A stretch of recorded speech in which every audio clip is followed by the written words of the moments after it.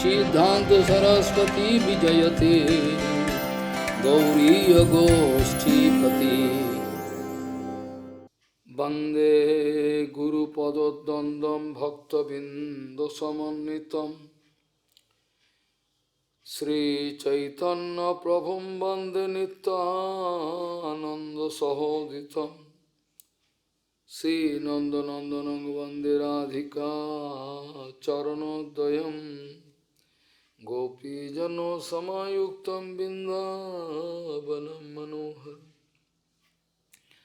वाञ्छाकल्पतरुश्च कृपा सिन्धुभ्यश्च पतितानं पावनेभ्यो वैष्णवेभ्यो नमो नमः मूकं करोति वाचालं पङ्गुं लङ्घयितगिरिं यत्कृपातमहं वन्दे परमानन्दमाधवं वृन्दावै तुलसीदेव वै पिया वै केशवस्य च कृष्णभक्तिपदे देवी सत्त्ववत्त्वयि नमो नमः नारायण नमस्कृत्य नरं चैव नरोत्तमं देवीं सरस्वतीं व्यासं ततो जयो मुदीरये संकीर्तने कृष्ण कथोपदेशे गौरीयपत्रस्य प्रकाशने च सदानुरक्तो गुरुभक्तियुक्तो भक्तिप्रमोदाक्ष जगोद्वरुण्य ध्येयं सदा परिभवग्नमभिष्टदोहं तीर्थास्पदं शिवविरिञ्चनुतं शरणं एतात्यहं पनुतपाल्भवद्दिपोतं वन्दे महापुरुषते चरुणारविन्दं यत्पादपल्लवनखचन्दमणिच्छटाय विस्फुरिजित किमपि गपवधू स्वदर्शि पूर्णानुरागर ससागर सारमूर्ति साराधिकामयि कदा कृपां करोसि श्रीकृष्ण चैतन्य प्रभु नित्यानंद श्री अद्वैत गदाधर शिवसदी गौरभक्तबिंद श्रीकृष्ण चैतन्य प्रभु नित्यानंद श्री अद्वैत गदाधर शिवसदी गौरभक्तबिंद हरे कृष्ण कृष्ण कृष्ण हरे हरे हरे राम राम राम हरे आजानुलंबित भुजौ कनकाबदातौ संकीर्तनैकपितरो कमलायताक्षौ विश्वाम्बरो द्विजवरो जुगधर्मपालो वन्दे जगत्प्रियकरो करुणावतारो हरे कृष्ण कृष्ण कृष्ण हरे हरे हरे राम राम राम हरे हरे नमामि गंगे तव पादपङ्कजं सुरासुरैर्वन्दितो दिव्यरूपं भुक्तिं च मुक्तिं च ददासि नित्यं भावानुरूपेण सदा नरानं गंगातरङ्गरमणीयजटाकलापं गौरी निरन्तरविभूषी त्ववामभागं नारायणो प्रियमनङ्गमदापहारं वाराणसीपुरपति भजवीशनाथं वागीशजुष्वदने लक्ष्मीर्यस्य च वक्षसि यस्यास्ति हृदयसंवित् त्वं सिंहमहं भजे हरे कृष्ण कृष्ण कृष्ण हरे हरे हरे राम राम राम हरे येषां स एष भगवान् दयेद अनंत सर्वात्मनाश्रित पदम यदि निर्भलिकम ते दुस्तरम अतितरंत च देव माह्यम न ममाहवीति सौसिगाल भक्षे येषां स एष भगवान् दयेद अनंत सर्वात्मनाश्रित पदम यदि निर्मलिकम ते दुस्तरम अतितरंत च देव माह्यम न ममाहमीति सौसिगाल भक्षे। गौड़ीय गोष्ठीपति श्री शिल भक्ति सिद्धांत सरस्वती गोस्वामी प्रभुपाद परमहंस जगद्गुरु জানিয়েছেন আকর গুরুতত্ত্ব নিত্যানন্দ বলরাম যত সদ্গুরু আছেন বৈষ্ণব সম্প্রদায় চার সম্প্রদায় হতে পারে যত সদ্গুরু এই জগতে অবতীর্ণ হচ্ছেন সমস্ত নিত্যানন্দ প্রভু তার চরণ থেকে সমস্ত এই জগতে আবির্ভূত হচ্ছেন বদ্ধজীবকে উদ্ধার কল্পে ভগবান নিত্যানন্দ বলরাম স্বয়ং গুরুরূপ ধারণ করে এই জগতে অবতীর্ণ হচ্ছেন যে কোনোভাবেই আমাদেরকে বাঁচাবার চেষ্টা করছেন।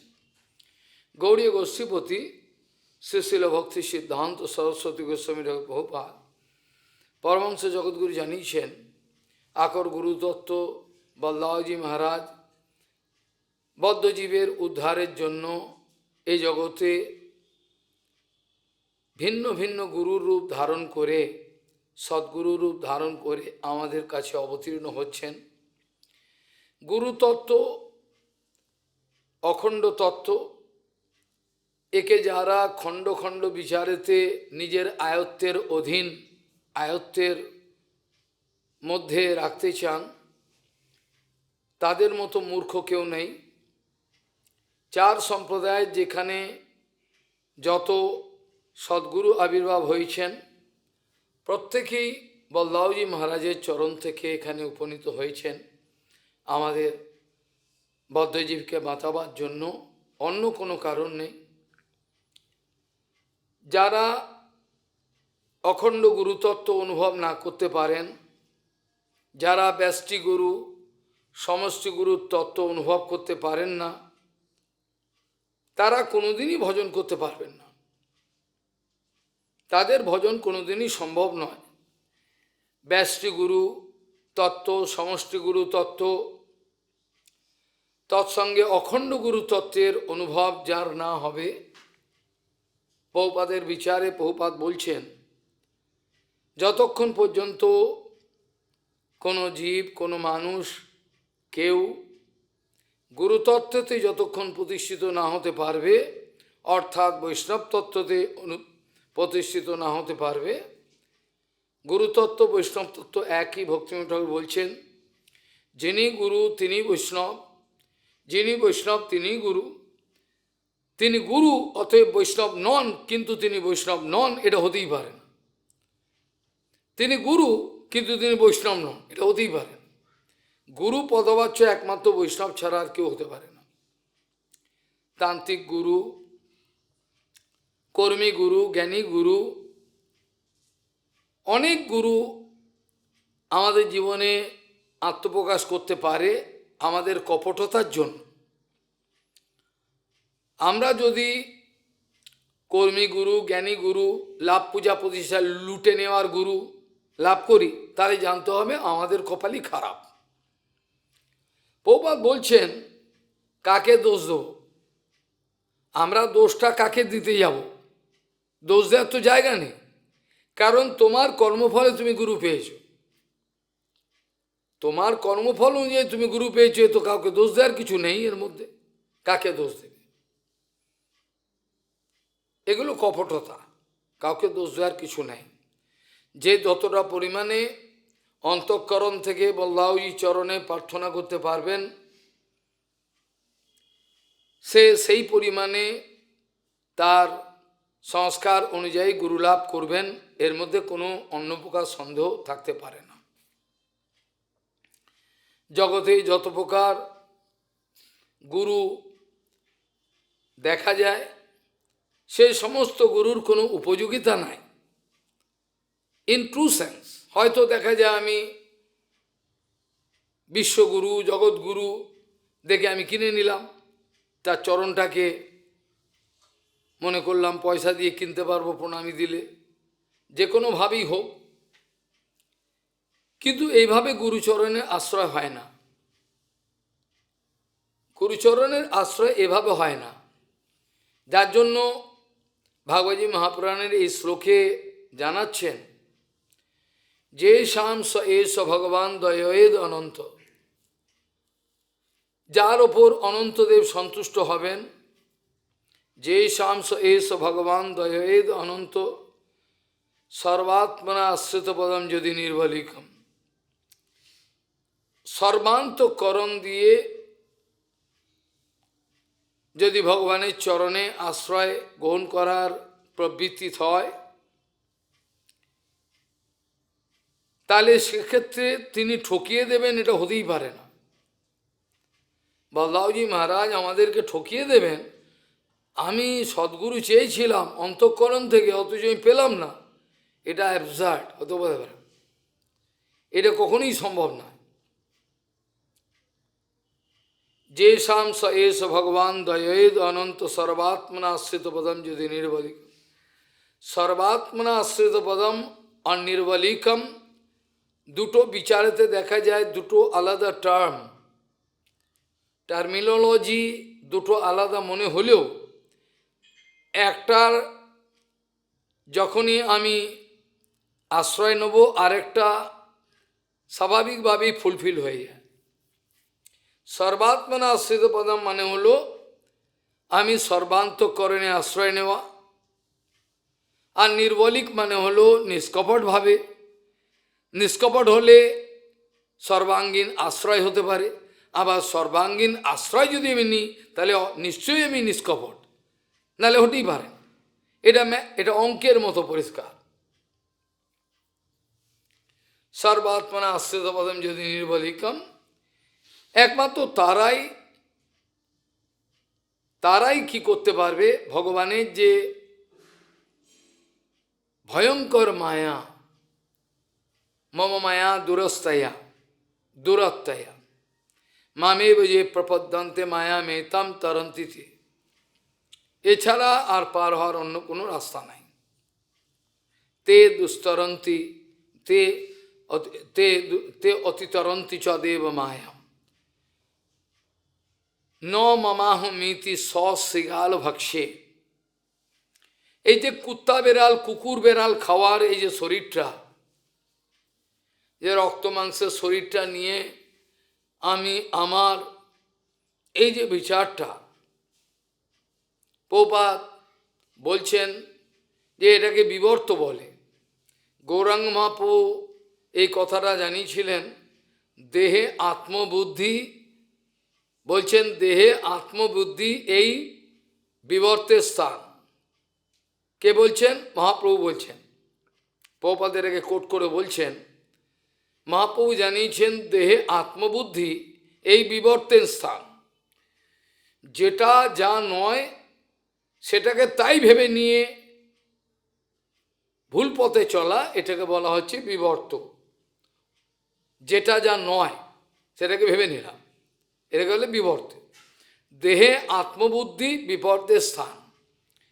দেহটা কখনোই আমি নয়, এর রক্ত মাংসের পুঁজের একটা ঢেলা, এটা পিণ্ডি একটা, এটা দুর্গন্ধ দূষিত মলমূত্রের ভাণ্ডার। এটার প্রতি বিশেষ একটা আদর করে এটাই সর্বস্ব ভেবে নিয়ে দেহের সম্বন্ধে যত সম্বন্ধ আছে সেগুলোকে আদর করা, এটা ভক্তির লক্ষণ নয়। স্বাভাবিকভাবেই যখন সদ্গুরুচরণে আত্মসমর্পণ সত্যি সংগঠন হয়, সেই সময় তার আর অন্য কিছুতে কোনো মন লাগে না, লাগা সম্ভব নয়। আমি একাধারে গুরুদেবকে ভালোবাসি, আবার মাসি পিসি সবাইকে ভালোবাসি, এটা অ্যাবসার্ড, হয়ই না। যাহা মায়া তাহা নাই, যাহা কৃষ্ণ তাহা নাই মায়ার অধিকার। একই সঙ্গে যুগপদ আমি মায়াকেও ভালোবাসি, আবার কৃষ্ণকেও ভালোবাসি। মায়া মিশিয়ে কৃষ্ণ একটু এসো গো আমার কাছে, একটু মায়া মিশিয়ে এসো। এমনি সোজাসুজি এলে আমি ধরতে পারবো না, আমার অসুবিধা হবে। তো মায়া মিশিয়ে এলে সুবিধা হয় আমার, মায়াও থাকবে তুমিও থাকলে, এইরকমভাবে আমি সমন্বয়বাদী, সুবিধাবাদী। এইরকম একটা অবস্থার মধ্যে আমরা রয়েছি। শ্লোকে বলছেন, তে দুস্তরন্তি চ দেবমায়া, যে দেবমায়া দৈবী মায়াকে সে দৈবী ঝেঁসা গুণময়ী মম মায়া দূরত্বয়া মামে যে প্রপদ্যন্তে মায়া মেতম তরন্তিতে। তার আর এই রক্ত মাংসের এই শরীরে শিয়াল কুকুর খেয়ে নেওয়া এই শরীরেতে তার আত্মবুদ্ধি হবে না, এটা হওয়া সম্ভব না। বলরামের কৃপাও হলো, অথচ এই রক্ত মাংসের শরীরের যত্ন সবই একসঙ্গে হলো, এটা হতে পারে না, এটা কখনোই হয় না। যতক্ষণ আমরা, প্রভুপাদ জানাচ্ছেন, যতক্ষণ আমরা অনন্তদেবের চরণের সঙ্গে সংযুক্ত থাকতে পারি, সংলগ্ন থাকতে পারি, ততদিন আমাদের কোনো মায়া মোহ অভাব অভিযোগ কোনো কিছুই টিকতে পারে না। কারণ অনন্তের সঙ্গে যোগাযোগ থাকা মানে হলো বৃহতের দিকে আমার হৃদয় সংযুক্ত হয়েছে। যে কথাটা ভগবান গীতাতে জানিয়েছেন, ছোট জলাশয়ের মধ্যে যদি কোনো কন্টামিনেশন হয় সেটা আর স্পর্শ করা যায় না, কিন্তু সেই কন্টামিনেশন যদি গঙ্গাতে সংগঠন হয় যদি, তাহলে সেখানে ক্ষুদ্র জলাশয়ের দোষ লাগে। নির্দোষম হি সমম ব্রহ্ম, ব্রহ্মবস্তুতে দোষ লাগে, এ আবার কোথাকার কথা, ব্রহ্মবস্তুতে দোষ লাগে না, ওই জন্য গুরু বৈষ্ণবের দোষ লাগে না, ওরা ব্রহ্মবস্তু। আমাদের যে চিন্ময় আত্মা, তারও কোনো দোষ লাগার কোনো কথা নয়। নির্দোষম হি সমম ব্রহ্ম, নির্দোষ, নিষ্কলঙ্ক। যে যত পারে এই গুরু বৈষ্ণবের চরণে অপরাধ করুক, তারা নিন্দা করুক, তারা এই নিন্দা করতে করতে, অপরাধ করতে করতে এমন একটা পর্যায়ে পৌঁছে যায়, তখন তাদের আর দিগ্বিদিক জ্ঞান থাকে না, তাদের আর দিগ্বিদিক কোনো জ্ঞান থাকে না। তারা কি করছে, কি বলছে, তারা নিজেরাই জানে না। তারা কি কথাটা বলে ফেললো, কি কোন দিকে তাকালো, কি করলো, কোনো দিগ্বিদিক জ্ঞান থাকে না।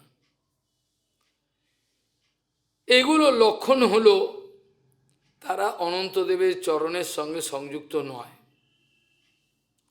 হিন্দিতে কথা আছে, তারা বলেন পায়ে লাগি দাদাজি, পায়ে লাগে দাদাজি মানে আপনার চরণের যে ধুলি আছে তার সঙ্গে সংলগ্ন করে আমার, এই কথাটা হিন্দিতে প্রচলন আছে।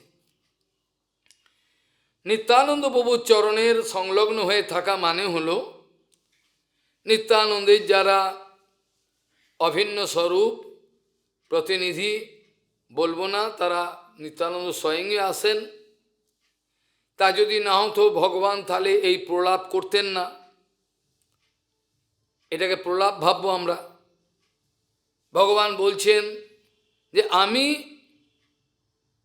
আর আচার্য আলাদা কেউ নেই, আচার্য মাম বিজানিয়া, আচার্য মাম বিজানিয়া না বন্যেত করহিষিত ন মর্ত বুদ্ধ্যা অসূয়েত সর্বদেবময় গুরু। গুরুকে আমি জানবে, আমার প্রতিনিধি জানলেও আবার একটু ভেজাল ঢুকতে পারে, বলা যায় না।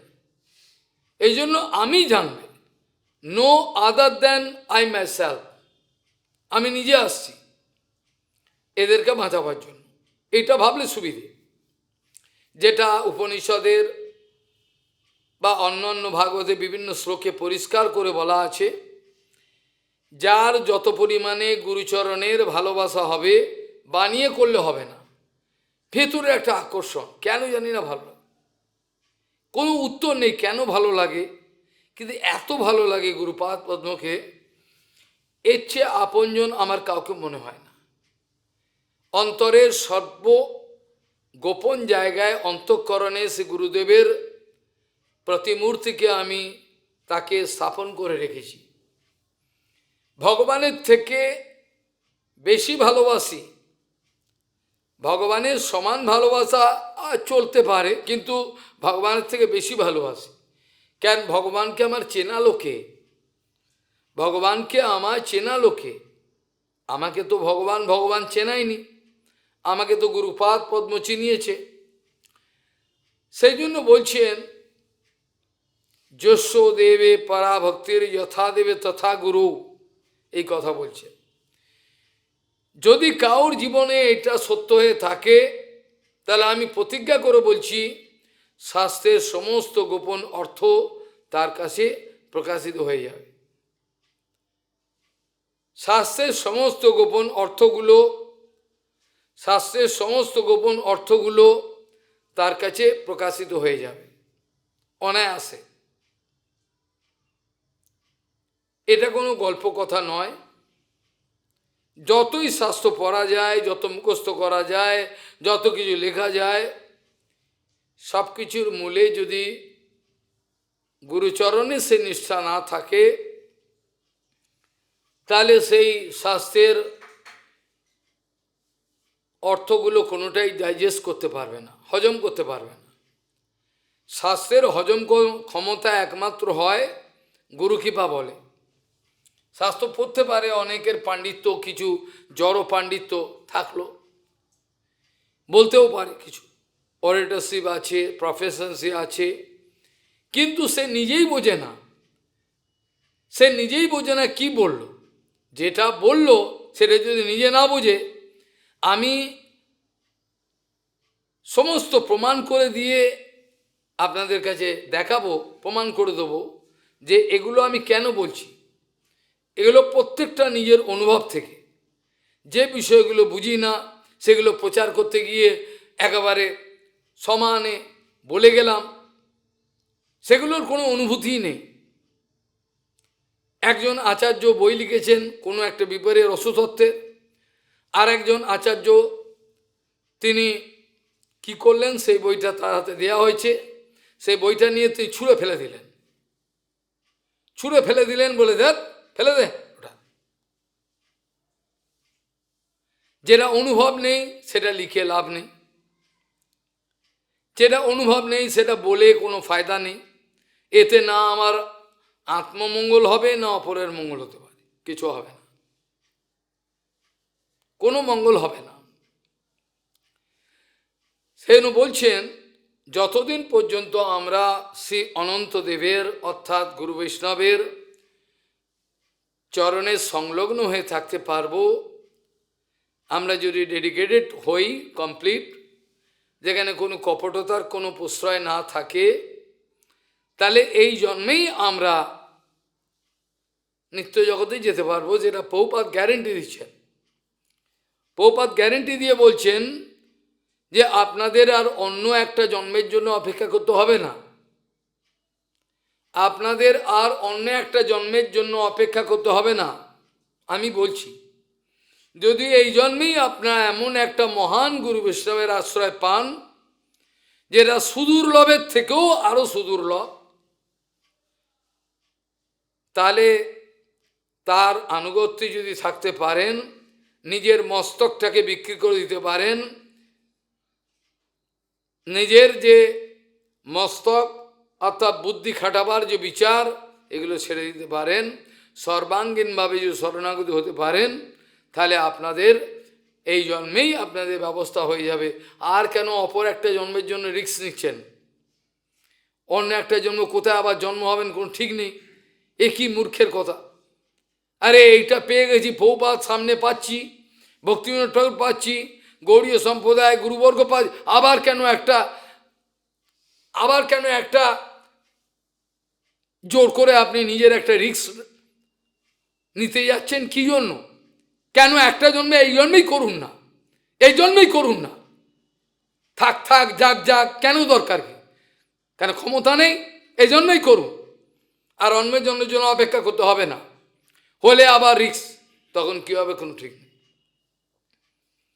যাদের দীক্ষাগুরু কপালগুলি সেরকম মেলে নাই, তারা যদি সেই শিক্ষাগুরুর আশ্রয় নিতে পারে, তাহলে ভাগবত পরম্পরা অনুযায়ী তারা পার হয়ে যেতে পারবে, এর মধ্যে কোনো ভুল নাই। আর যদি কোনো বায়াসনেস থাকে, আমি নেব না, আর তা পড়ে থাকো, কোনো আপত্তি কিছু নেই।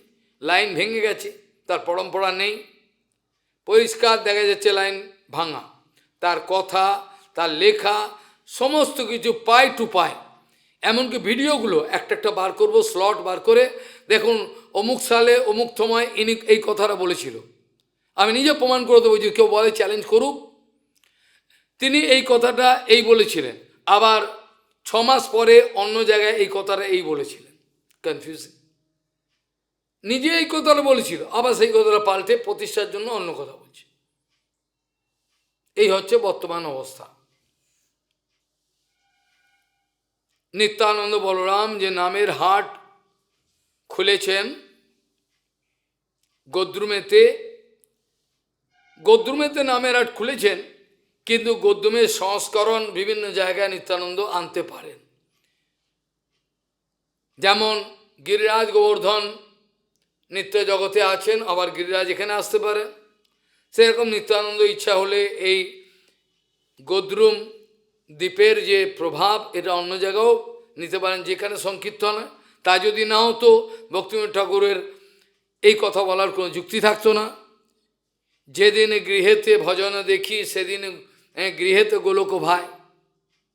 এর প্রমাণ হলো, যেখানেই শুদ্ধ গুরু বৈষ্ণব থাকেন, যেখানেই শুদ্ধ হরিকথা কীর্তনের মন্দাকিনী ধারা প্রবাহিত হয়, সেখানেই আমরা বৃন্দাবন পাবো, সেখানেই আমরা গদ্রুম পাবো, এর মধ্যে কোনো সন্দেহ থাকতে পারে না। প্রধান সমস্যা হলো, শুধু এ জগতে নয়, আমি শুধু দেবীধামের কথা বলছি না, দেবীধাম পুরোটাই কভার করছে, দেবীধামের বাইরে, তারপর দেবী মহেশ ধাম তেসু তেসু তে তে প্রভাব নিচয়া বিহিতাশ্চ যেন, এগুলো ব্রহ্মা থেকে আরম্ভ করে সব দেবীধাম, তারপরে বিরজা, তারপরে সদাশিবের লোক পরে আসবে, আগে ব্রহ্মজ্যোতি। কাজেই এই দেবীধামের মধ্যে 14 ভুবনের মধ্যে যত লড়াই, যেখানে যেরকমভাবে হয়েছে, হবে, হচ্ছে,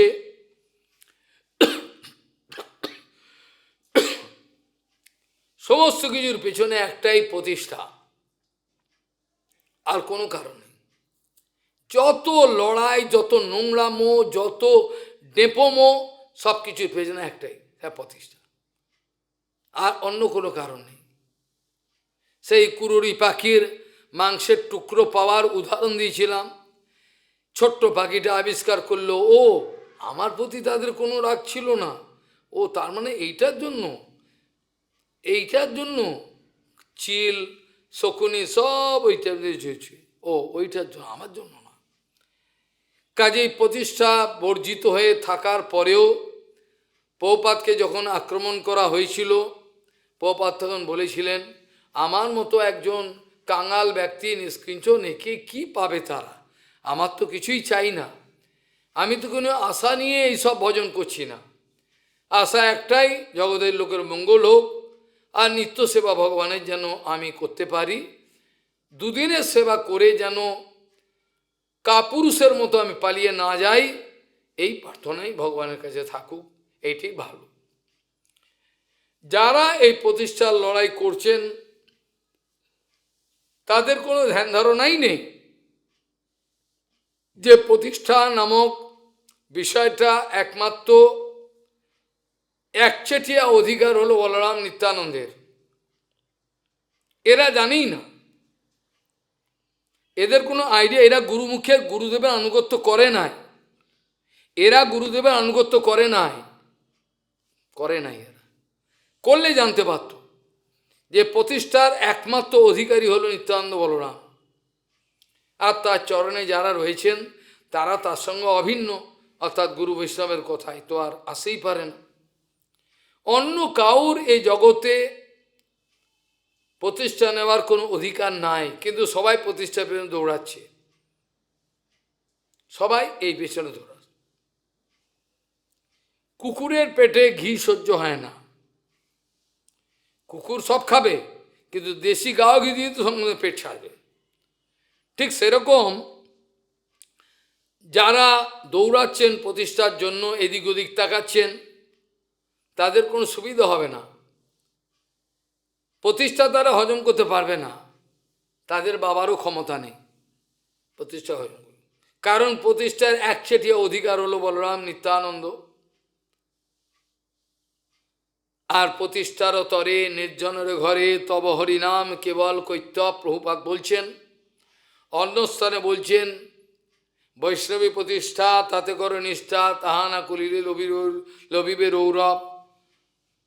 আরেক জায়গায় বলছেন কনক কামিনী প্রতিষ্ঠা বাগিনী ছাড়িয়াছে যারে সেই তো বই। এগুলো সব অঙ্কের মতো পরিষ্কার,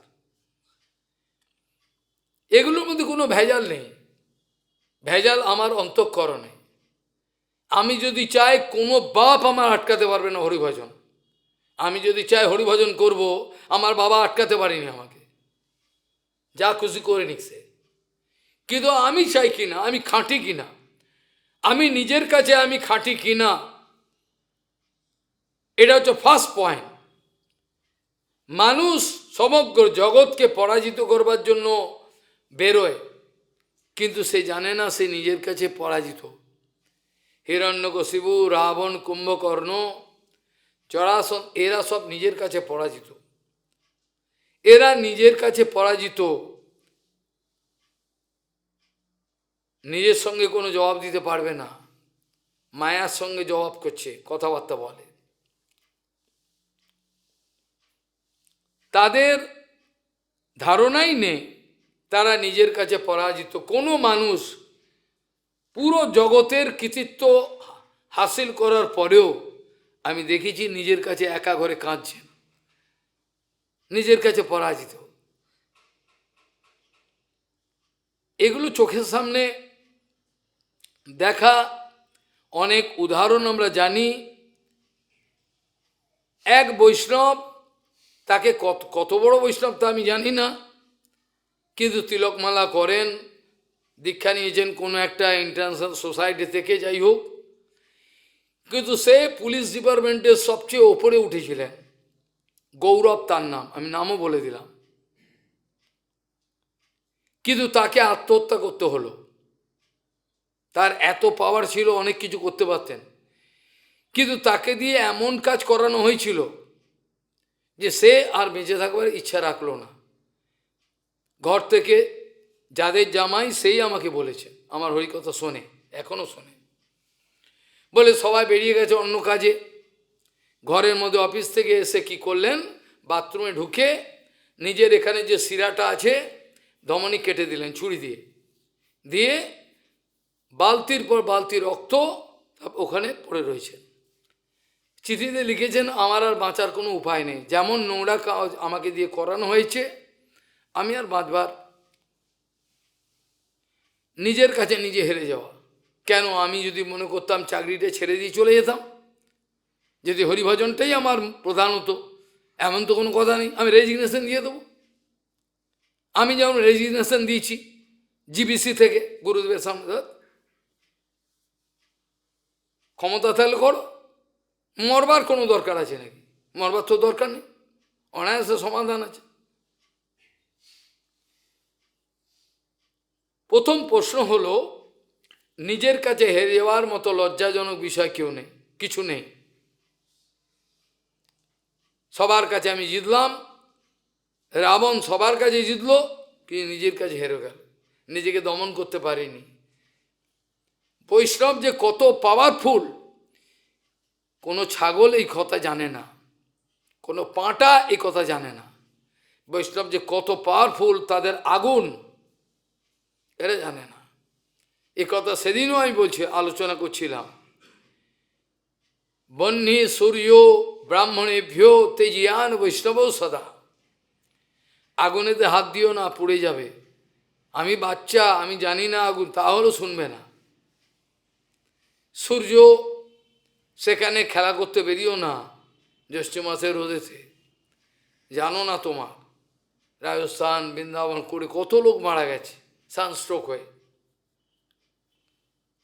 এরা জানে না। আর ব্রাহ্মণের সঙ্গে মজা করো না, সত্যিকারের যারা ব্রাহ্মণ ব্রহ্ম তেজ আছে করতে যাও না। আর বৈষ্ণবের গা থেকে তো সূর্যের মতো জ্যোতি বেরোচ্ছে, তাকালেই বোঝা যায় আগুনের মতো। ওর সঙ্গে কার বাবার ক্ষমতা আছে, কি করবে? কার ক্ষমতা দিলে আসুক, উড়ে দেবে। নিত্যানন্দ বলরাম সব উড়ে যাবে, কর্পূরের মতো উড়ে যাবে, কিচ্ছু করতে পারবে না। কিন্তু নিজের কাছে খাঁটি হওয়া দরকার। নিজের সঙ্গে আগে সুবিচার করো, আগে নিজের সঙ্গে সুবিচার করো, পরে অপরের বিচার করবে। আগে নিজের সঙ্গে নিজের সুবিচার করো। You are not doing justice with your self. নিজের সঙ্গে সুবিচার করছো না, করলে ভজন করতে ঠিক করে। নিজের সঙ্গে সুবিচার করতে হয়। তুমি ঠকাচ্ছ নিজেকে, তুমি গুরুদেবকে ঠকাচ্ছ না, তুমি গুরুদেবকে ঠকাচ্ছ না, তুমি নিজেকে ঠকাচ্ছ। গুরু বৈষ্ণবকে ঠকানো যায় না, নিজেকে ঠকায়, ঠকিয়ে চিরকালের মতো মহামায়ার গহ্বরে চলে যায়, কিচ্ছু করার থাকে না। যতদিন নিত্যানন্দ বলরামের সঙ্গে সংযোগ রেখে থাকা যায়, ততদিন হৃদয়তে বল থাকে। যে কোনো পরিস্থিতি, যে কোনো জায়গায়, যে কোনো, সে যেই হোক, আমেরিকার প্রধানমন্ত্রীকেও সে প্রমাণ করে দেবে ছাগল, প্রেসিডেন্টকে তার সামনে কথা বলে। কোনো ব্যাপারে তার কোনো ভীতি থাকে না। ভয় তখনই থাকে যখন দ্বিতীয় অভিনিবেশ, আপনি আমার কেড়ে নেবেন মুখের এই ভয় থাকলে আমি আপনাকে তাড়িয়ে দেবো। আপনি থাকলে আমার প্রতিষ্ঠার অভাব হবে, হ্যাঁ, নাহলে আমার ভয় কি? চিত্ত দেথা ভয় শূন্য উচ্চ তথা শির। যেখানে চিত্তেতে কোনো ভয় নেই, তখন শির উঁচু উঁচু করে চলবো। নিচু করবো না তো, কেন করব? নিচু হবে একমাত্র শুদ্ধ গুরু বৈষ্ণবের সামনে। জগতের ফালতু লোকের সামনে মাথা নিচু করবে না,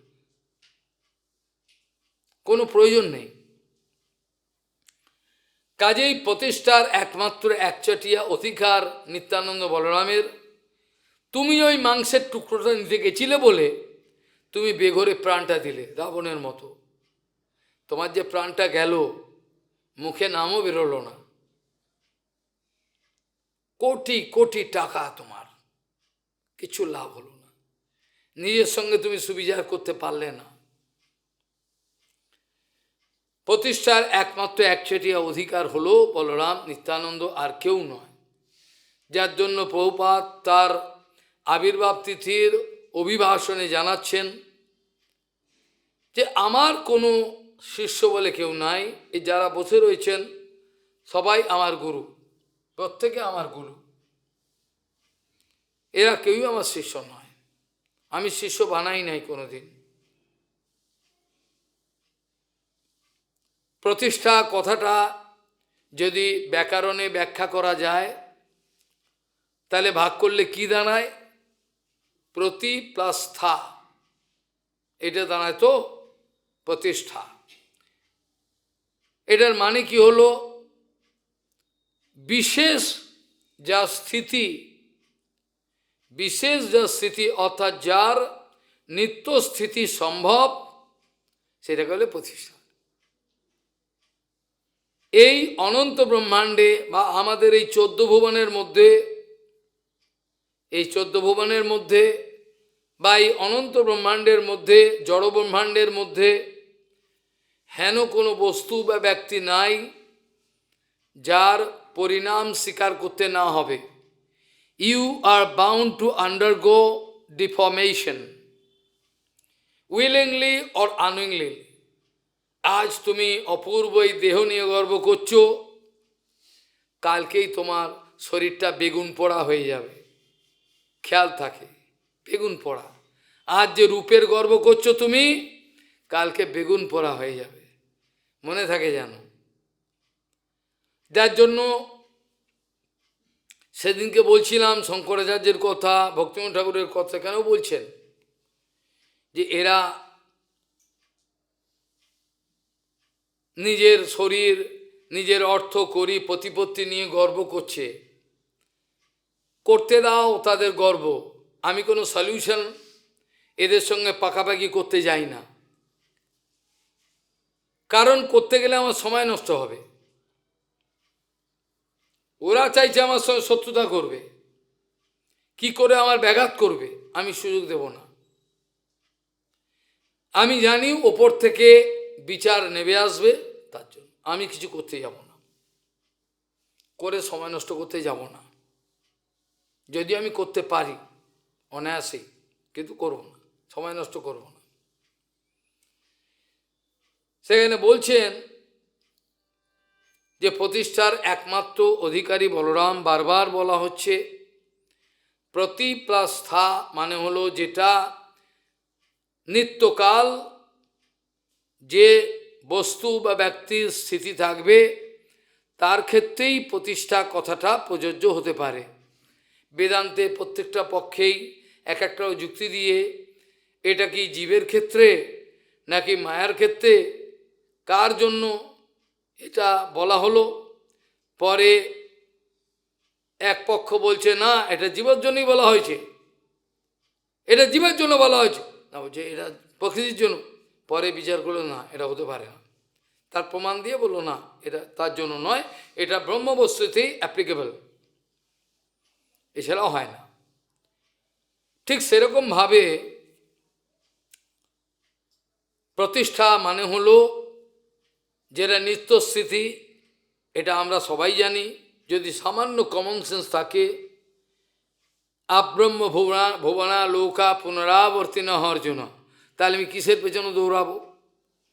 যেখানে ভগবান জানিয়ে দিচ্ছেন ব্রহ্মা থেকে কীটপতঙ্গ পর্যন্ত সবাই পুনরাবর্তন,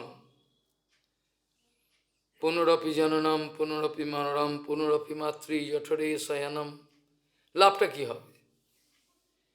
এ তো কোনো সময় নষ্ট, জীবনের অমূল্য সময় নষ্ট করো, করে আত্মীয় স্বজনের পরিচর্যা করো, পায়ে তেল মাখাও, এই করো, এই করলেই তোমার মঙ্গল হবে। এভাবে তো কোনো লাভ হবে না। আমরা জানি বৈকুণ্ঠ জগতের যে কোনো বস্তু, এমনকি একটা ধূলিকণা, একটা ধূলিকণা পর্যন্ত সেখানে নিত্য। তাহলে একটা ধূলিকণার অধিকার আছে প্রতিষ্ঠাটা নেওয়া, আমার তো নেই। এই ছাগলগুলো এই বোঝে না, পাঁঠাগুলো এইটা বোঝে না, এগুলো ছাগল পাঁঠার থেকেও অধম, এটা ভাগবতে বোঝে। এটা আমি সেদিনকে উচ্চারণ করছিলাম, ব্যাখ্যাটা হয়নি।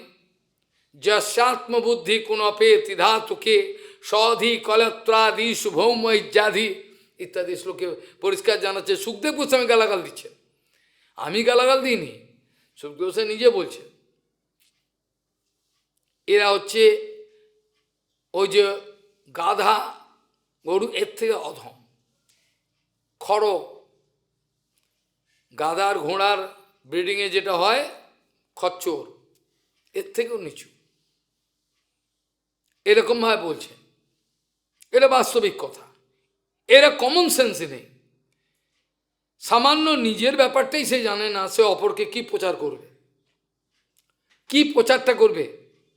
প্রচার তো মুখস্থ করে হয় না, প্রচারটা হয় অনুভব থেকে, প্রচারটা হয় নিত্যানন্দ প্রভুর পূর্ণ কৃপা হলে তবে প্রচার হয়। নিত্যানন্দ প্রভুর পূর্ণ কৃপা যার উপর হয় সেই প্রচার করতে পারে, বাকি কেউ প্রচার করতে পারে না। ভক্তিবিনোদ ঠাকুর বিদেশে যাননি, কিন্তু সমগ্র বিশ্বে তিনি প্রচার করেছিলেন। রূপগোস্বামী বা সনাতন জীব কেউই বিদেশে যান নাই, এমনকি দিল্লিতে পর্যন্ত যেতে অস্বীকার করেছিলেন জীবগোস্বামী পাদ, যে আমি রাত্রি যাপন করি না। ঘোড়ার ডাক বসিয়ে করে দিয়েছিলেন, কথা বলে সঙ্গে সঙ্গে চলে এসেছে। তাহলে অনন্ত ব্রহ্মাণ্ডে প্রতিষ্ঠার অধিকার একমাত্র নিত্যানন্দ বলরাম, আর তার চরণে যারা আছেন তারা তো প্রতিষ্ঠা পাবেন। ওটাকেই বলেছেন বৈষ্ণবী প্রতিষ্ঠা, ওটাকেই বলা হয়েছে বৈষ্ণবী প্রতিষ্ঠা নামক যে বিষয়টা, এটাকেই বলা হয়েছে যেখানে প্রতিষ্ঠার গন্ধ পর্যন্ত আমাকে স্পর্শ করবে না। আমি নির্ভীকভাবে নিত্যানন্দ বলরামের মহিমার কথা প্রচার করব। আর যেটা বৃন্দাবন দাস ঠাকুর মহাশয় বলছেন, আমার প্রভুর প্রভু গৌর সুন্দর, এবারও ভরসা চিত্তে ধরি নিরন্তর। আমার প্রভু গুরুদেব নিত্যানন্দ বলরাম, তিনি তাকে প্রভু বলেন। কতটা ভরসা আমার! আমি কি করে বাণীর জলে ভেসে যাব? আমি কি করে মায়ার জলে ভেসে যাব? কি ভগবান কি নেই? তা কখনো হয়? কি সুন্দর সুন্দর শ্লোক দ্বিতীয় স্কন্ধে বলেছে যে কেন আমি, সুখদেব গোস্বামী বলছেন, কেন এই ধনী ব্যক্তিগুলো চরণে ধরতে যায়? এই ধনী ব্যক্তিগুলো চরণ কেন ধরতে যায় এরা? কি ভগবান কি নেই? ভগবান কি খেতে দেবে না? ভগবান কি আমার পড়বার কিছু দেবে না? আমি ধনী ব্যক্তিদের পায়ে তেল মাখাতে যাব? এরা আমার জীবনের প্রত্যক্ষ অনুভব এদের আছে। একই গাড়িতে এক জায়গায় আমাকে গাড়িতে ছেড়ে দিচ্ছে, ছেড়ে দিতে বাধ্য হচ্ছে। আমি বললাম আমাকে ছেড়ে দিন। না, ওইখানে চলো, আমি যাব না, ওইখানে যাব না, আমি, আমাকে নামান গাড়ি থেকে, আমি চলে যাব ট্রেনে। দেখেছি সেই অমানুষ কোটি কোটি টাকার মালিক, সে বলছে পয়সা ছড়ালে কাকের অভাব হয় না, অর্থাৎ বলছে যে পয়সা ছড়ালে সাধু পাওয়া যায়। আমি তোমার মতো জানুয়ারি এই কথাটা বলতে পারে, তোমার মতো যে পশু নরাধম এই বলতে পারে, অন্য কেউ বলতে পারে না। পয়সা দিয়ে বৈষ্ণব পাওয়া যায় না। এদের ধারণা পাওয়া যায়, ঠিক আছে, এরা এদের ধারণা নিয়ে থাকুক।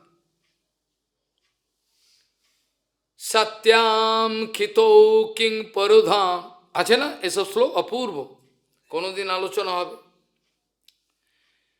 যদি আমার পৃথিবী আছে তাহলে আমার কিসের ভরসা, কিসের অন্য কিছুর উপর ভরসা করব? ভাগবতে বৈরাগ্যের কথা অপূর্বভাবে বলা আছে।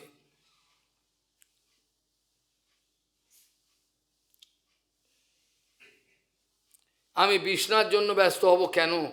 আমার তো এই হাত আছে, বালিশের দরকার নেই তো। এইভাবে হাত আছে, অঞ্জলি, জল পান করব, প্রসাদ, কতটা বৈরাগ্যের কথা। এটা তো কপট বৈরাগ্যের কথা নয়, যাদের হয় তাদের হয়, যাদের হয় না হয় না। যুক্ত বৈরাগ্যের আশ্রয় যারা থাকেন তারা এগুলো বোঝেন কিছু। তাহলে অনন্ত ব্রহ্মাণ্ডের এমন কোনো বস্তু নাই, ব্যক্তি নাই যার নিত্য স্থিতি অনন্তকাল আছে, নেই। কাজেই এরা কুকুরের পেটে যেমন ঘি সহ্য হয় না, এদের পেটেও সেই প্রতিষ্ঠা সহ্য হবে না। দুটো রুটি খেতে পারিনি, দুটো রুটি, দুটো অন্ন খেতে পারিনি, এত গরিব, ঘর ভেঙে পড়ছে মাটির, নিজে চোখে দেখা প্যাকাটির ঘর, একটা লাথি মারলে উড়ে যাবে। এখন সেই পয়সার গরমে একেবারে বিরাট গরম, আর মনে পড়ে না সেই বাবার কথা। সেই মনে করে না যে জলের মধ্যে সারাদিন নেবে গলা পর্যন্ত পাট ছাড়িয়েছিলাম, সেগুলো আর মনে নেই। এখন গুরু বৈষ্ণবকে অপমান করতে ইচ্ছে হয়, টাকা পয়সা নিয়ে জড়ো করে। গুরু বৈষ্ণবের সঙ্গে কম্পিটিশন করা যায় না, গুরু বৈষ্ণবের সঙ্গে কম্পিটিশন করা যায় না। যারা গুরু বৈষ্ণবের সঙ্গে কম্পিটিশন করে তারা শেষ হয়ে যায়, জ্বলে পুড়ে শেষ, বৈষ্ণব প্রতিষ্ঠা করা যায় না। নিত্যানন্দ বলরামের সম্বন্ধে বলছেন যে একমাত্র নিত্যানন্দ বলরামই সেই সব প্রতিষ্ঠা নিতে পারেন। আর তার চরণে, নিতায়ের চরণ সত্য, তাহারও সেবক নিত্য, নিতাই চরণ সদা করো আস। নিত্য স্থিতি প্রতিষ্ঠা, প্রকৃষ্ট রূপে যেটা স্থিতি, existence, if you can discover in the background of past, present and future, that is called actual pratishtha. So, গুরু বৈষ্ণবের প্রতিষ্ঠা নিত্য। তুমি হিংসা করে কিছু করতে পারবে না, করে দেখো করে দেখো, তুমি করো, করে দেখো কি হয়, করে দেখো কি হয়, করো, করে দেখো কি হয়। প্রভুপাদ বলছেন, আমি যার জন্য নিজের জীবনকে উৎসর্গ করেছি, আমি যার জন্য আমার জীবনকে উৎসর্গ করেছি, যার জন্য, যার কথা বলবার জন্য আমি আজ ব্যাসাসনে বসেছি, এই নিরপেক্ষ অকৈতব্য সত্য কথা বলতে গিয়ে সমগ্র জগৎ আমাকে শত্রু ভেবে নিল অকারণে। তাদের যদি ইচ্ছা হয় আক্রমণ করতে আসুক, আমার এই অকৈতব্য সত্য কথা বলবার জন্য যাদের ইচ্ছা হয় তারা আক্রমণ করতে আসুক, যেই সত্যের জন্য আমি বলেছি সেই সত্য নিজে স্বরূপ ধারণ করে আমার কাছে প্রকট হবে। প্রভুপাদ বলছেন, যে সত্যের জন্য আমার জীবন উৎসর্গীকৃত তিনি নিজে স্বয়ং প্রকট হবেন, যেটা প্রহ্লাদ মহারাজের ক্ষেত্রে সত্য হয়েছিল, প্রভুপাদের ক্ষেত্রেও সত্য হয়েছিল, কেশব মহারাজের ক্ষেত্রেও সত্য হয়েছিল। এটা হবে, কিন্তু কোনো চোর বাটপার প্রতিষ্ঠা লোভী তার জন্য হবে না, তার কাজ নিজেকে করতে হবে, তার নিজের কাজ নিজেকে করো। তোমার জন্য দায়িত্ব নেবে না, তোমার জন্য কেন দায়িত্ব নেবে ভগবান? তোমার জন্য কেন নেবে? কি করেছো? ভগবান তার জন্য নেবে দায়িত্ব। ভগবান নিজে বলছেন, গীতাতেও বলেছেন, যে যে সর্বাঙ্গীনভাবে আমার শরণাগত হয়েছেন, যে কোনোভাবেই আমি তাদের যোগক্ষেম আমি বহন করব। তারা যেখানে থাকুক সেখানে আমি নিজে তাদের কাছে প্রসাদ পৌঁছে দেবো। এটা জগন্নাথ পুরীর মন্দির নিয়েও অনেক ঘটনা আছে, একটা নয়। আমি বলতে দাঁড়ালে অসুবিধে। জগন্নাথ স্বয়ং সোনার থালায় তাকে প্রসাদ দিয়ে এসছেন, সে গরিবকে, তাকে ধরে নিয়ে গেছে মারবে বলে, সোনার থালা চুরি করেছে। জগন্নাথ স্বপ্নে যায়, এই সাবধান, আমি নিজে দিয়ে এসছি সোনার থালা, আমার ভক্ত খাক। ও তোরা কি দিবি? গঙ্গা মাতা ঠাকুরানীকে অ্যারেস্ট করবার চেষ্টা করেছিল, রাজার হয়ে গেছে, স্বপ্ন দেখে ভয়েতে ছেড়ে দিল, শিগগিরি যার বেটা, একে জানিস? এরা জানে না, ওরা জানে না গুরু বৈষ্ণবের সঙ্গে ভগবানের কতটা গম্ভীর সম্বন্ধ, কত আদরের সম্বন্ধ, কত মাখামাখি, এটা বোঝে না। এরা জড়জগতের মাখামাখি নিয়ে পড়ে, যেটা বলছিলাম না, ওই চিঠে ঘুরে পিঁপড়ে মুখ দিতে যায়, পড়ে যায়, মাছি মুখ দিতে যায়, ওখানেই মরে পড়ে থাকে।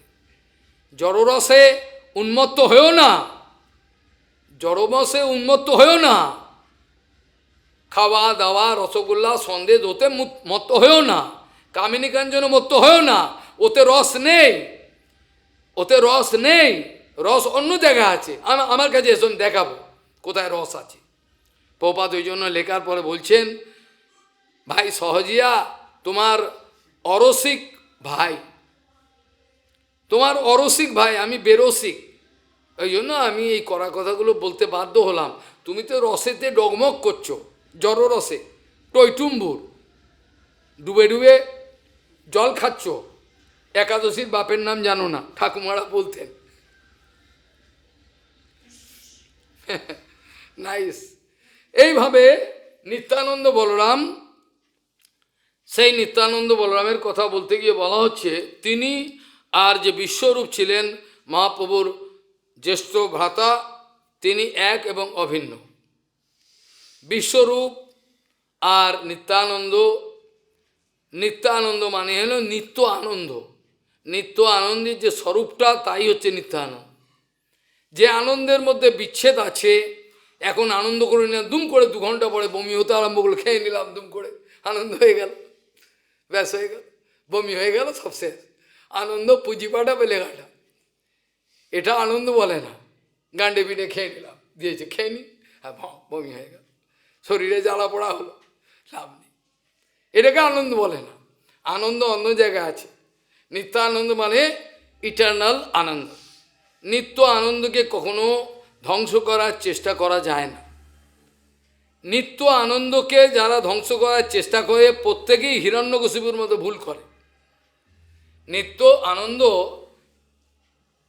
জাগতিক আনন্দকে নাশ করা যায়, জাগতিক আনন্দকে নাশ করা যায়, কিন্তু নিত্য আনন্দকে নাশ করা যায় না। নিত্য আনন্দ কী করে নাশ করে? তো নিত্য বিরাজিত হয় না। যার জন্যই এখানে বলছেন যে যাকে বলা হয় বিশ্বরূপ, বিশ্বরূপ কথাটার মধ্যেই কিন্তু লুকিয়ে রয়েছে। বিশ্বরূপ মানে হচ্ছে অনন্ত। জগতে যা কিছু শেপ অ্যান্ড ডিজাইন দেখবে, আকার আকৃতিতে আকর্ষণ হচ্ছে, সমস্তই কিন্তু বিশ্বরূপ। এই বিশ্বের যা কিছু সব বিশ্বরূপ, এর বাইরে কিছু নাই। যে বিশ্বরূপ গৌরাঙ্গ মহাপ্রভু দেখি অদ্বৈত গোসাইকে, যে বিশ্বরূপ ভগবান শ্রীকৃষ্ণ দেখিয়েছিলেন অর্জুনকে দেখিয়েছিলেন, এটা বিশ্বরূপ। যে বিশ্বরূপ যশোদামাকে দেখিয়েছিলেন মুখ গহ্বরের ভিতর গোপাল, এগুলো বিশ্বরূপ। বিশ্বরূপ ঘর থেকে চলে গেলেন। আমি অল্প কথায় সারব, সময় আপনারা দিতে পারবেন না আমি জানি। বিশ্বরূপ গৃহত্যাগ করলেন কেন? বাবা মা বিয়ে থা দেওয়ার চেষ্টা করছেন বলে, এ তো খুব খারাপ অবস্থা। আর যদি ঘরে থাকি বাবা মার কথা মানব না, তাহলে ওরা রেগে যাবেন, তার অপরাধ আমার হয়ে যাবে। তার থেকে যদি চলে যাই ভালো হয় সন্ন্যাস নিয়ে। আর সন্ন্যাস নিলেও বাবা মা কাঁদবে। আচ্ছা, কাঁদলেও ভালো, কারণ সন্ন্যাস একটা বংশের যারা নেয় তার সমস্ত বংশের মঙ্গল হয়। কাজে এটাই ভালো। বাবা মা কাঁদুক, কাঁদবে, ঠিক আছে, কতদিন কাঁদবে। এই বলে তিনি কী করলেন, রাতের অন্ধকারে ভাইয়ের ছোট্ট ভাই নেমাই শুয়ে রয়েছে, তার মুখটা দেখলেন, চোখ ছলছল করছে, ওকে ছাড়তে ইচ্ছে করছে না। ভাইকে খুব আদর করতেন, ভাই ভাই করতেন, আর ভাইও ওকে ভয় পাতেন। কাউকে, জগতের কাউকে ভয় পেতেন না। একবার বিশ্বরূপ সামনে এলে চুপ করে যায়, আর বদমাইশি বন্ধ। বিশ্বরূপ সামনে এলে, দাদা সামনে এলেই বদমাইশি সব বন্ধ। আর বাবাকেও পরোয়া করে না, গঙ্গায় যায়, ঝাঁপায়, এদিকে যত দুষ্টামি উদমবাজি সব করছে। বিশ্বরূপ এলেই ব্যাসা চুপ, বিশ্বরূপ এলে চুপ। এতটাই গুরুতত্ত্বকে সম্মান করতেন, এটা প্রমাণ। এটার প্রমাণ গুরুতত্ত্বকে কতটা তিনি ইজ্জত দিতেন ভগবান স্বয়ং। এটা শিক্ষণীয় বিষয়। আমরা অপমান করি গুরু বৈষ্ণবকে, কিন্তু ভগবান স্বয়ং কি সম্মান দিচ্ছেন। সেই বিশ্বরূপ গৃহত্যাগ করে গেলেন, সন্ন্যাস নিলেন, তীর্থ পর্যটন করলেন। আর পাণ্ডরপুর নামক এক জায়গা, কোলাপুর ডিস্ট্রিক্টে মহারাষ্ট্রের, সেখানে তিনি পাণ্ডরপুর, ওখানে গিয়ে তিনি অন্তর্ধান করলেন। আমরা বলবো অন্তর্ধান কিন্তু করেন নাই। তিনি নিত্যানন্দ প্রভু যতদিন অপেক্ষা করছিলেন আমার প্রভু প্রকট হবে তখন আমি যাব, কারণ তার আগে তিনি বিভিন্ন তীর্থ পর্যটন করেছেন। তার ঘটনাটা আমি সকালে বলছিলাম, একটু স্পর্শ করলে ভালো হয়। হারাই পণ্ডিতের বাড়িতে একজন সন্ন্যাসী এসেছিলেন, ভিক্ষুক, তাকে তিনি আদর যত্ন করেছিলেন।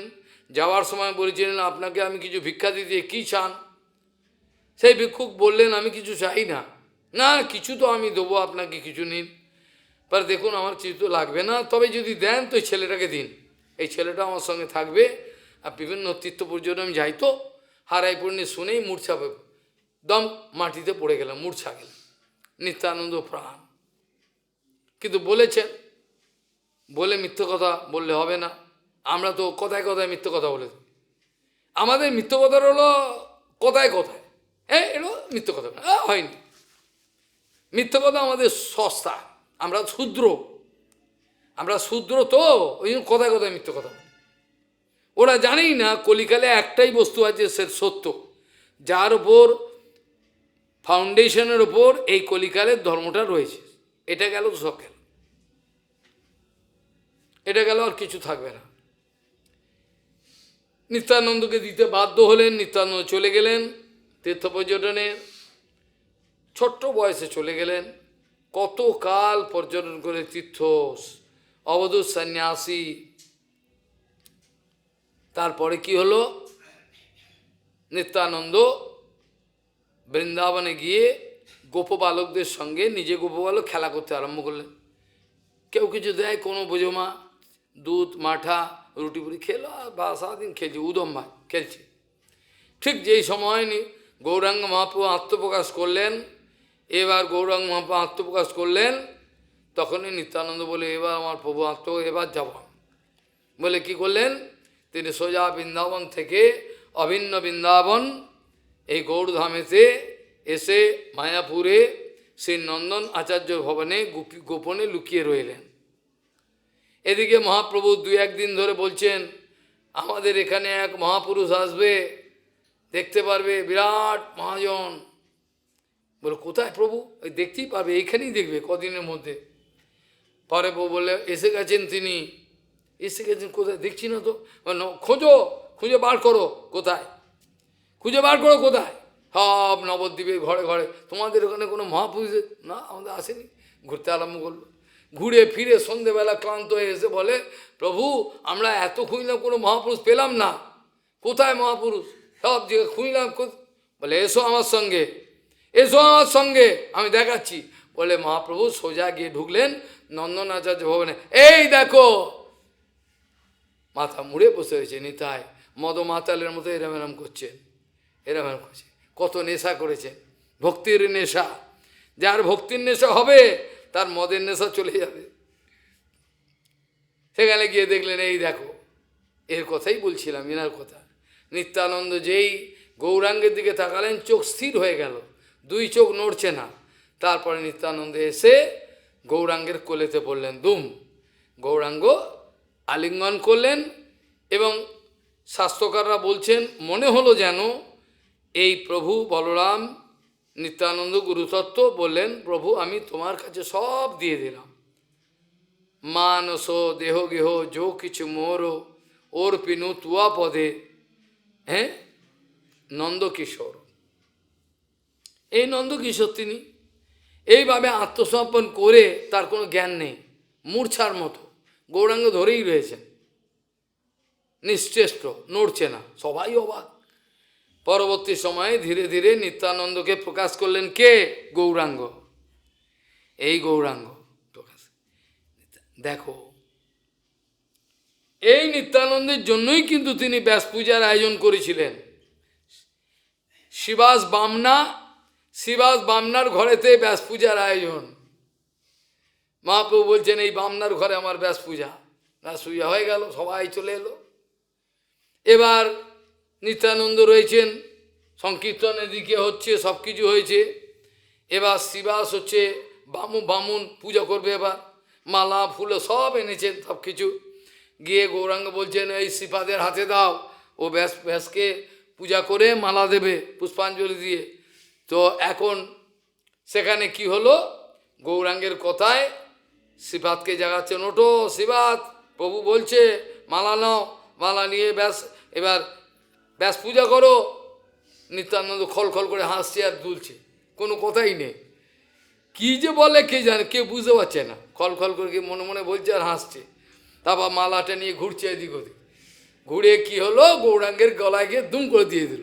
এ কি, আমার গলায় দিলে কেন? এটা ব্যাসদেবকে পুজো করো। ব্যাস পূজা হয়ে গেল। গৌরাঙ্গ পূজা হলেই তো ব্যাস পূজা হয়ে গেল।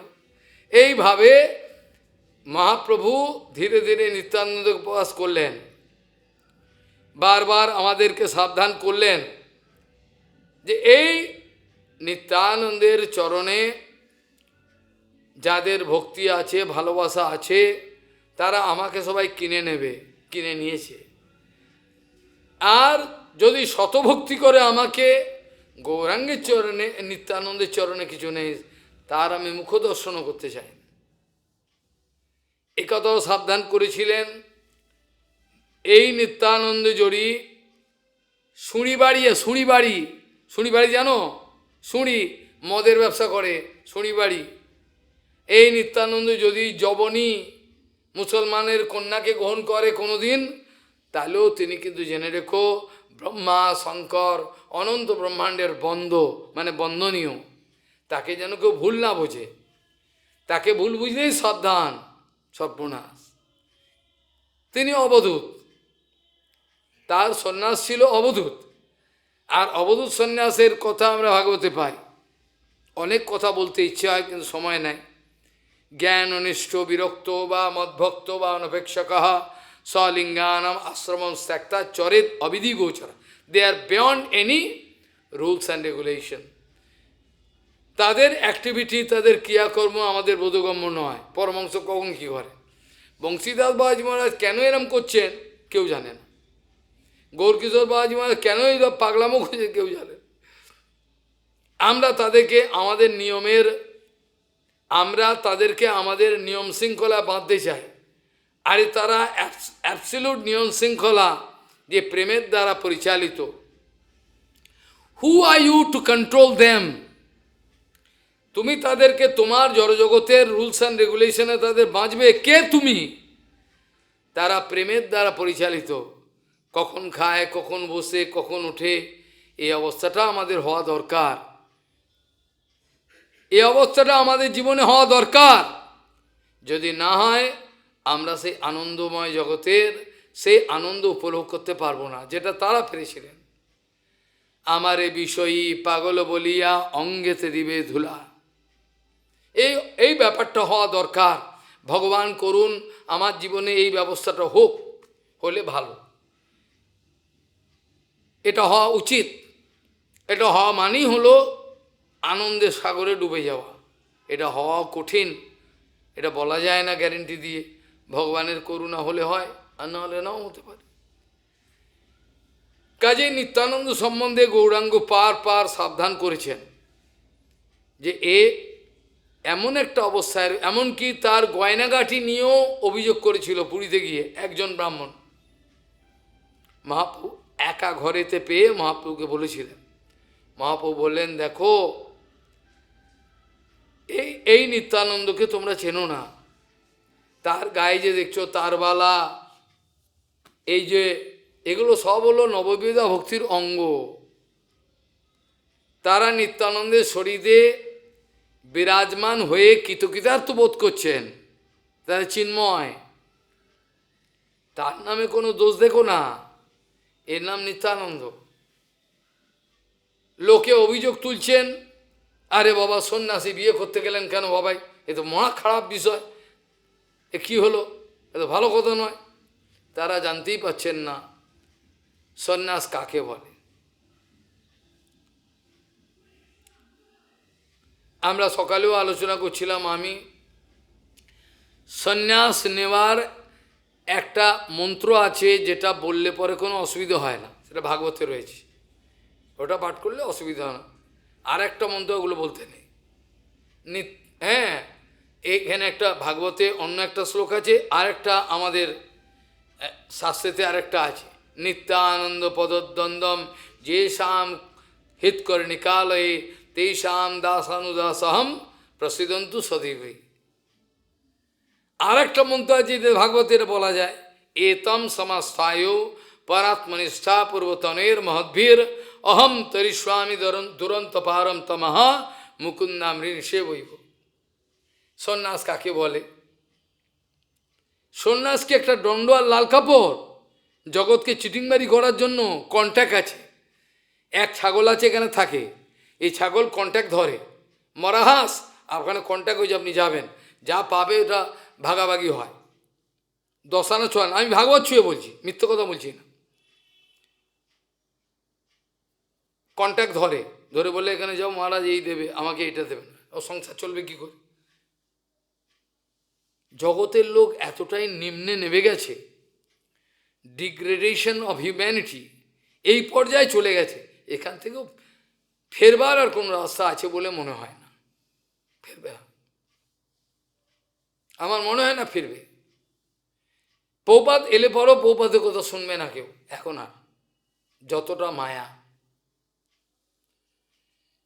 কাজেই সন্ন্যাস কাকে বলে? যেখানে আমার ভগবত চরণের সেবার নিষ্ঠা 100 থেকে 100 ভাগ, অর্থাৎ আমার জীবনের খাওয়া পরা ওঠা বসার কোনো চিন্তা নেই, কেবল ভগবানের সুখবিধানের যে চেষ্টা, এটাকেই বাস্তবিক সন্ন্যাস বলে। তাই যদি হয় বিষ্ণুপ্রিয়া দেবী সন্ন্যাস, রাধারানীর মতো বড় সন্ন্যাস আর কেউ হবে না, সবচেয়ে বড় সন্ন্যাস। নিত্যানন্দের মতো বড় সন্ন্যাস কে হবে? তুমি তো দেখছো সন্ন্যাস ফেলে দিয়ে বিবাহ করেছে, কারণ তোমার ভেতরে কাম রয়েছে, তোমার ভেতরে ঘৃণ্য কাম রয়েছে। তুমি আচার্যের কাজ করছো, তোমার ভেতরে ঘৃণ্য কাম, ওই কামটা পরিপূর্ণ করার জন্য আর রাস্তা নেই, এই জন্য এইসব মন্তব্য করছো। নিত্যানন্দ বাবু ভুল করেছে, বিবাহ করেছে। আর কেউ বলছে নিত্যানন্দ বিবাহ করেই নি, কেউ বলছে বলরামের রাশই নেই, সে ভলিউমস অফ বুক কম্পাইল করেছে। যে এত বড় বড় বই লিখেছে, সে লিখেছে, ওই জন্য আমি সবাইকে ঢুকতে দিই না, বলতে দিই না। কেন? এগুলো দেখলে বলবে এই তো মহারাজ করেছে, একে এগুলোকে আমাকে জানতে হয়, এগুলো জবাব দিতে হয়। সে লিখেছে, নিত্যানন্দের রাস হতেই পারে না। অথচ বৃন্দাবন দাস ঠাকুর মহারাজ বলে দিয়েছেন, এইসব পাপিষ্ঠগুলো এত পরিহারও যে পাপী নিন্দা করে, তবে লাথি মারু তার শিরের ওপর। বৃন্দাবন দাস ঠাকুর অত্যন্ত দুঃখের সঙ্গে লিখেছেন যে এই সব হারামখোর এগুলো বলছে বলরামের কোনো রাস নাই। প্রত্যক্ষ প্রমাণ আছে ভাগবতে, বলরামের রাস আছে। রাসস্থলীতে আমি থাকতাম, বলরামের রাস, রাত্রিবেলা পূর্ণিমার রাত, কী সেই সব সৌভাগ্য আমি আপনাদের সঙ্গে শেয়ার করতে পারবো না। এগুলো আমার প্রত্যক্ষ অনুভব। পরিক্রমা জঙ্গলে ঘুরতে ঘুরতে ওখানে গিয়ে পৌঁছালাম, ছাদের ওপর রয়েছি, কি অপূর্ব সাধুর সঙ্গে গল্প কথা বলছি।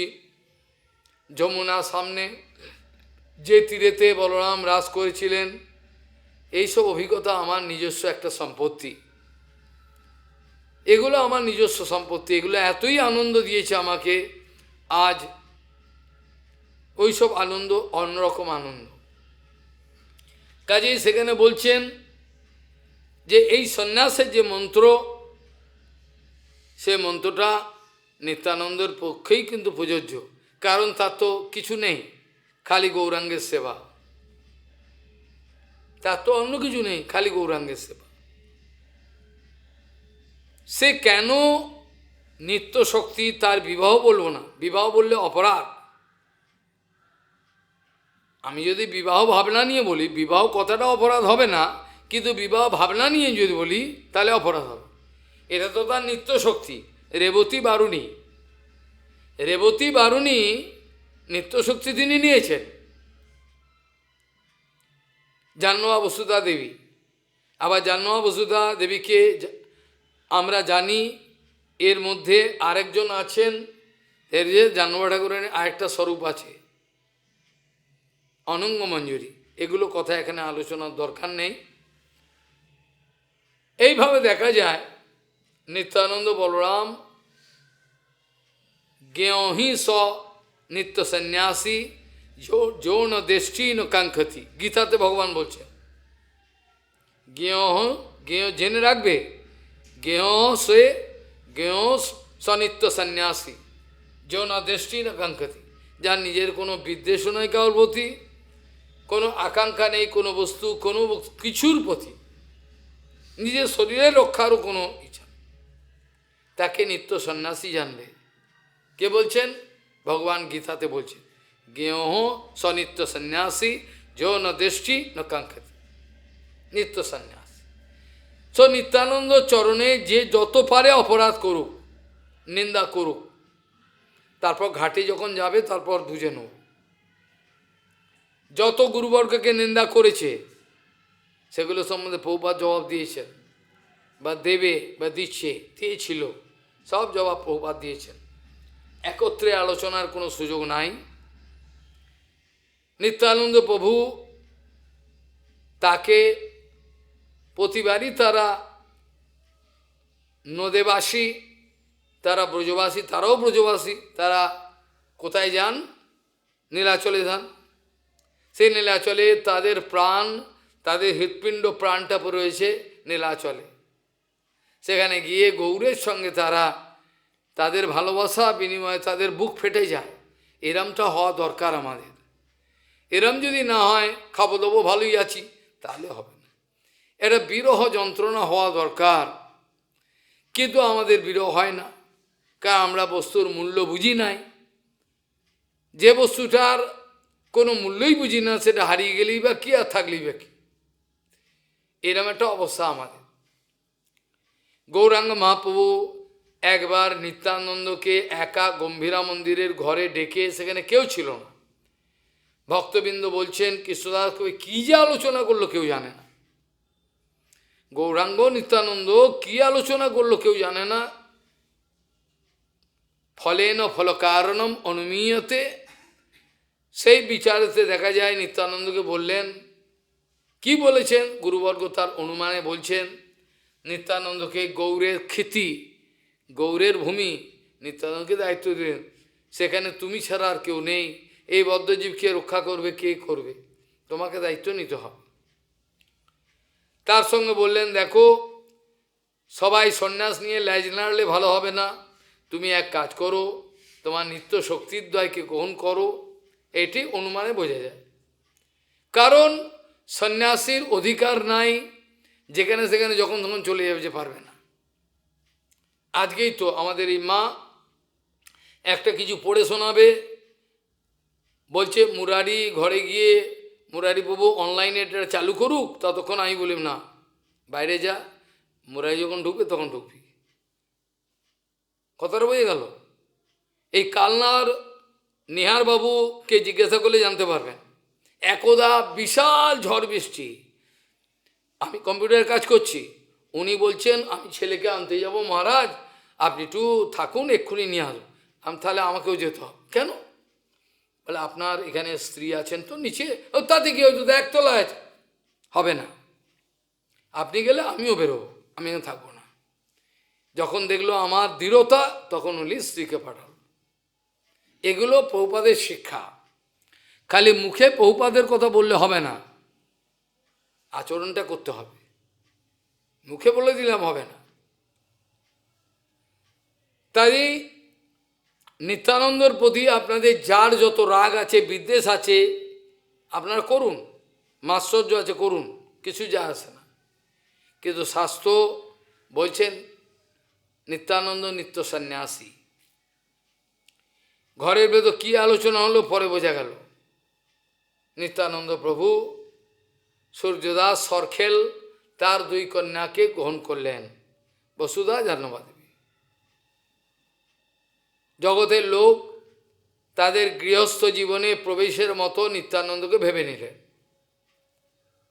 যে নিত্যানন্দ প্রভু গৌরাঙ্গ মহাপ্রভু সন্ন্যাস দণ্ডটা বহন করবে এটাও সহ্য করতে পারেন না, আমার প্রভু কেন সন্ন্যাস দণ্ড গ্রহণ করবে, এই বলে সন্ন্যাস দণ্ডকে তিনি ভেঙে 3 টুকরো করে জলে ভেসিয়ে দিয়েছিলেন।